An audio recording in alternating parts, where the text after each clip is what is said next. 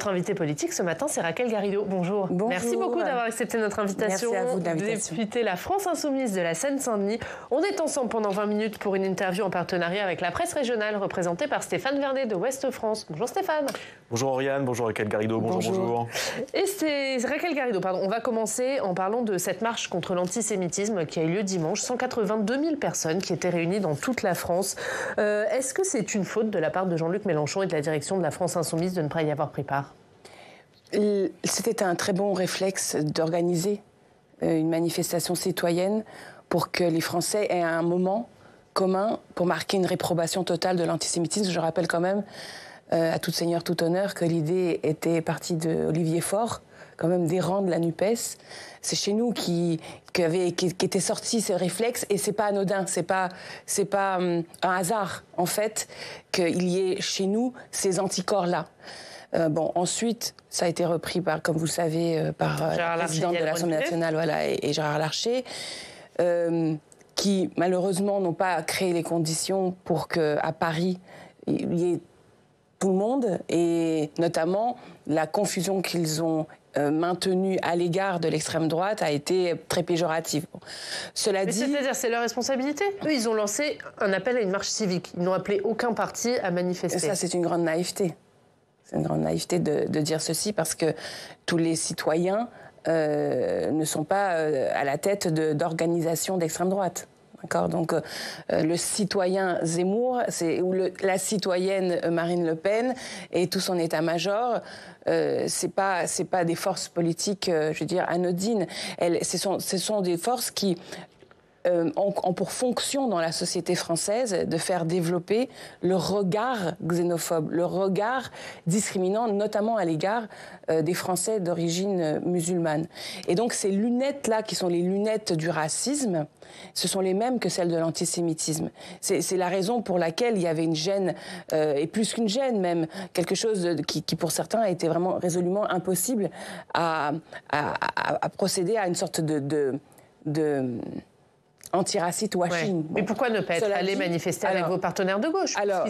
Cela dit, je sais que la majorité, l'écrasante majorité des personnes qui ont manifesté dimanche partout en France l'été contre l'antisémitisme.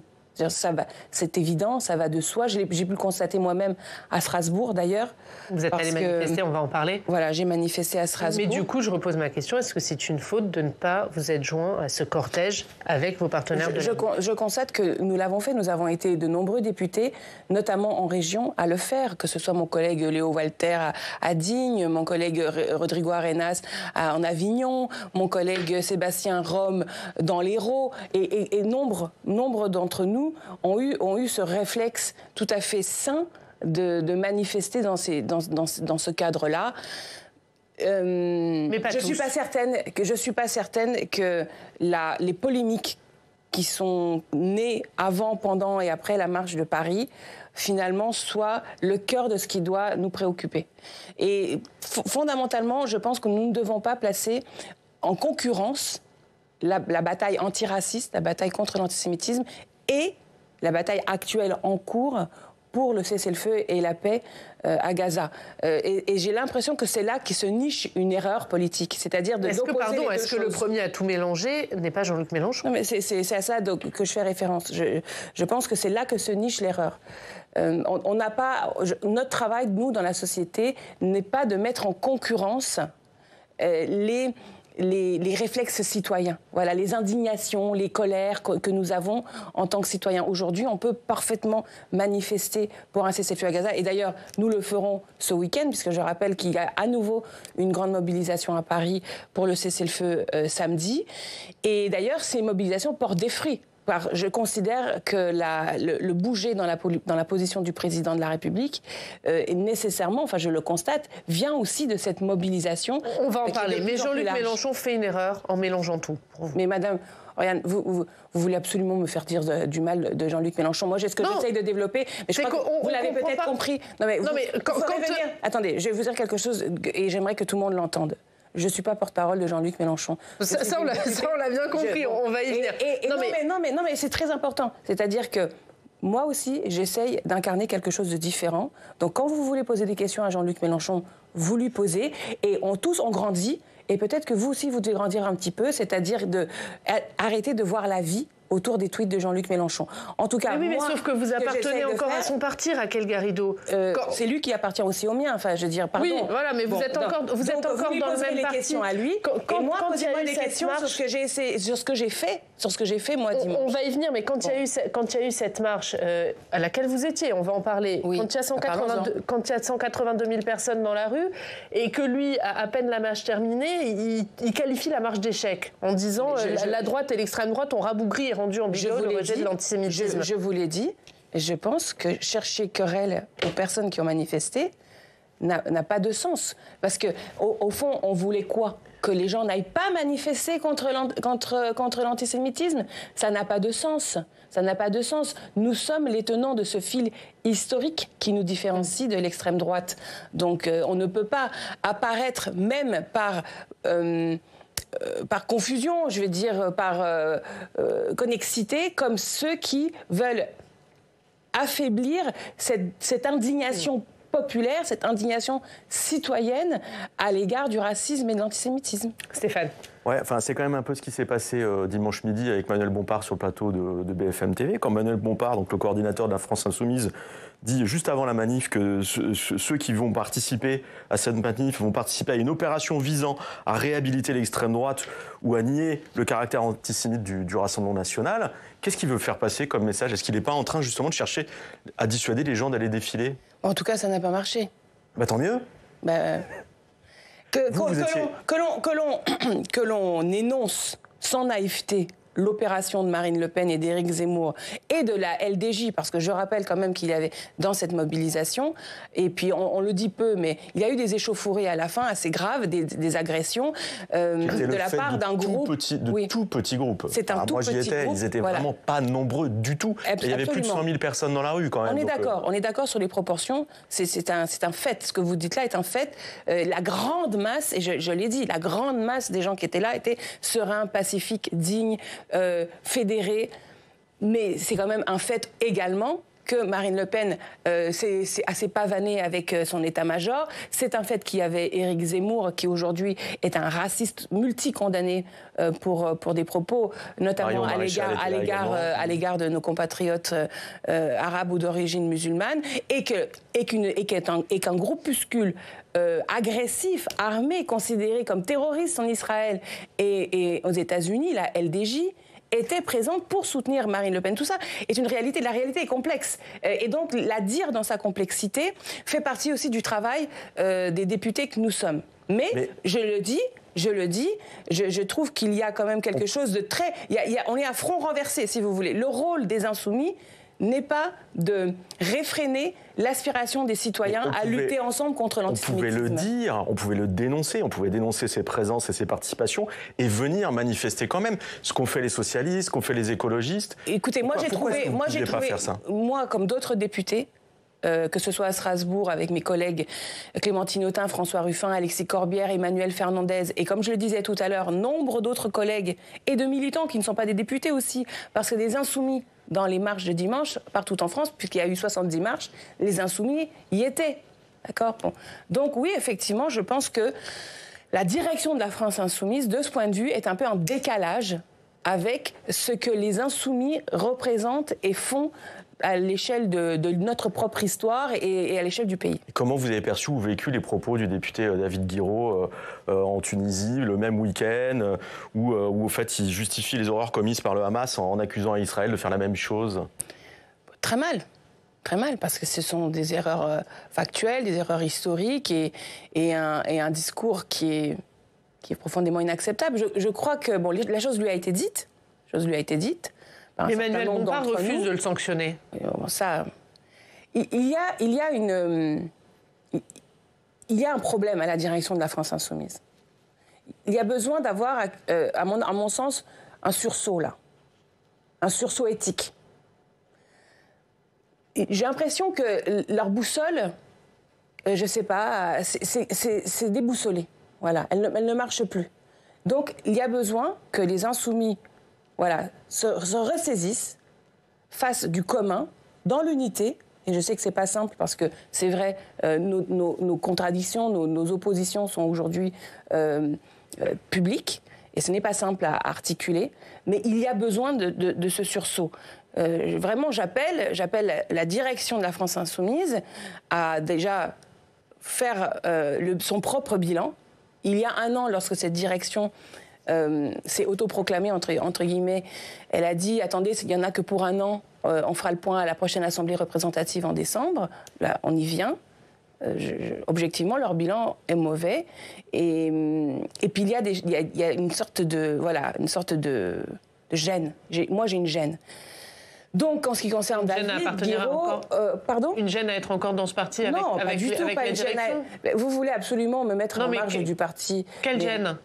Ma gêne par rapport à la position qui a été prise par la direction et notamment plus. Manuel Bompard. C'est pas que je ne la partage plus, c'est que c'était pas notre position.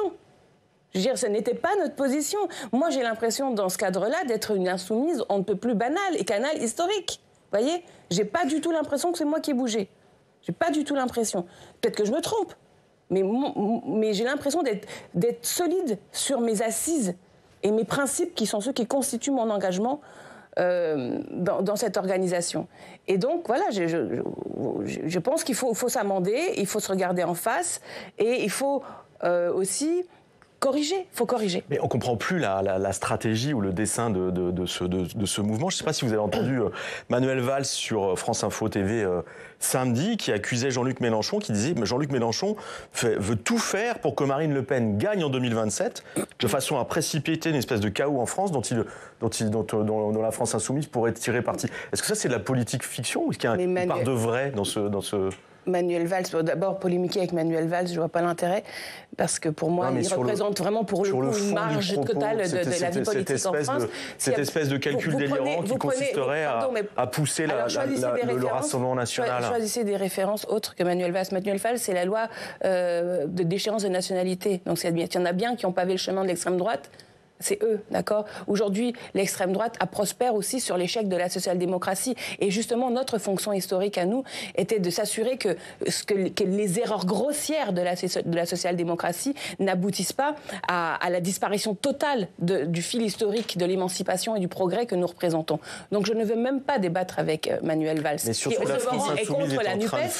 demeurant est contre la NUPES, depuis le premier jour, et contre l'unité des forces populaires, démocratiques, écologiques, sociale pour la victoire et roule pour l'adversaire. Il roule pour Macron, il roule pour l'extrême droite. Donc moi, je suis dans une logique qui est de fédérer, voilà, de prendre le pouvoir en 2027, de prendre le pouvoir face aux macronistes, d'empêcher l'extrême droite de gouverner, parce que nous avons des choses à faire, nous avons une démocratie à mettre en place, nous devons passer à la 6e République, nous devons limiter le réchauffement climatique, nous devons reprendre tout cet argent qui est concentré, accaparé entre les mains de quelques-uns au détriment de la grande masse des Français. Voilà ce que nous avons à faire. Et c'est pour ça que je plaide pour l'unité depuis le départ, l'unité de la NUPES, l'unité de la France Insoumise, l'unité du peuple. Et ce que je regrette vraiment, c'est de voir comment cette petite poignée de collègues, de camarades qui aujourd'hui dirigent la France Insoumise, au lieu de fédérer, ne font que de se rapetisser, ne font que de cliver. On a l'impression qu'à la fin, s'ils se retrouvent à 3, ils vont être contents.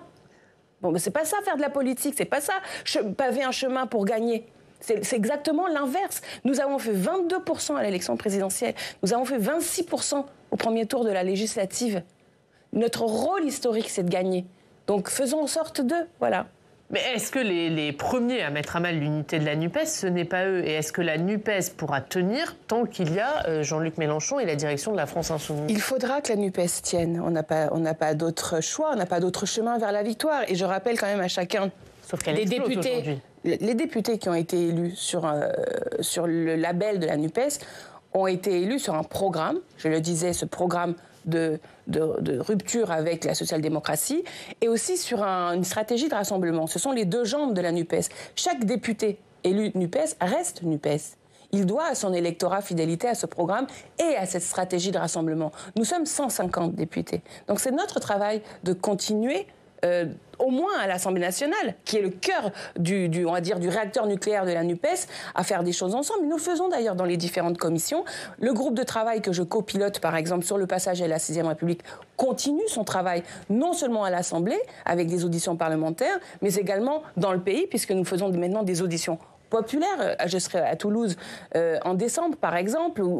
Mais aujourd'hui, Raquel Garrido, elle ne fonctionne plus, cette NUPES. Il n'y a plus de réunion de l'intergroupe. Mais il n'y a plus de réunion de l'intergroupe. Il y a un moratoire des socialistes. Il y a Fabien Roussel qui dit qu'il veut partir de la NUPES. Bon, factuellement, aujourd'hui, elle ne tient plus. Ce qu'on ne comprend pas, c'est pourquoi parce que vous n'êtes pas toute seule sur cette ligne à la France Insoumise, pourquoi vous ne reconstruisez pas quelque chose avec les socialistes, avec les écologistes, avec les communistes, en vous séparant de la direction de la France Insoumise? Mais encore une fois, vous donnez l'impression de vouloir absolument cette scission. Donc de ce point de vue, vous êtes un peu elle est là, de ceux qui, chez moi, poussent les gens vers l'extérieur. Donc je le dis, non. Non. Mais pour vous, elle n'est pas là. Factuellement, elle n'est pas là aujourd'hui, cette scission. Moi, je considère que les états-majors sont en échec. Tous les états-majors. EELV parce qu'ils ont absolument voulu faire leur liste à part aux européennes. Roussel parce qu'on a l'impression qu'il n'y a rien d'autre qui l'intéresse que son petite écurie présidentielle. Bon, tout le monde est en échec. Et alors, nous, les députés, nous ne sommes pas élus par nos directions. Nous sommes élus par des citoyens. Nos électeurs nous ont donné un mandat, nous devons être fidèles. C'est une forme d'éthique de notre propre pouvoir de politique. Donc, on ne peut pas se défausser. Moi, je ne me défausse pas. Je ne dis pas « Ah bah, vu que Roussel et Mélenchon sont fâchés, ah bah du coup, ah bah j'arrête tout. Ah, j'arrête tout. Et j'attends comme ça que messieurs se rabibochent. » Mais enfin, on n'est pas des enfants. Je ne suis pas un enfant. Aucun d'entre nous n'est là pour faire de la décoration autour de gens qui ont envie de s'entre-déchirer. Nous sommes responsables et co-responsables de notre propre histoire politique. Mais est-ce qu'aujourd'hui, vous êtes encore réconciliable? Parce que c'est ça la question. Mais il le faudra, madame. Il le faudra, sinon on ne gagnera jamais. La thèse des deux gauches irréconciliables, c'est la thèse de Manuel Valls. C'est celle qui donne les clés du camion à l'extrême droite et aux macronistes. Donc, moi, je suis quelqu'un de très franc. Quand je suis en désaccord, je le dis. Mais je pense que la noblesse de la politique, c'est de se mettre d'accord avec des gens avec qui on est parfois en désaccord. Et c'était ça qui était beau dans la NUPES, et je crois que c'est pour ça que les gens nous savent gré de l'avoir réalisé en juin 2022. Et ils nous sauront gré à celles et ceux qui construiront ce même chemin pour la victoire en 2027. Mais est-ce que... Vous avez été sanctionné de 4 mois, pendant lesquels vous ne pouvez plus prendre la parole. Le 7 novembre, vous disiez humilié, en colère, avoir honte. Aujourd'hui, vous êtes dans quel état d'esprit? J'ai le cœur brisé, mais le cœur vaillant. Évidemment, je suis en colère par rapport à cette procédure qui est d'abord une procédure opaque. Profondément opaque. Les éléments de la procédure, les éléments du dossier n'ont été donnés à personne, ni au groupe parlementaire, ni à mes électeurs. Parce que je rappelle quand même que les citoyens de ma circonscription ont mené une bagarre homérique contre Jean-Christophe Lagarde.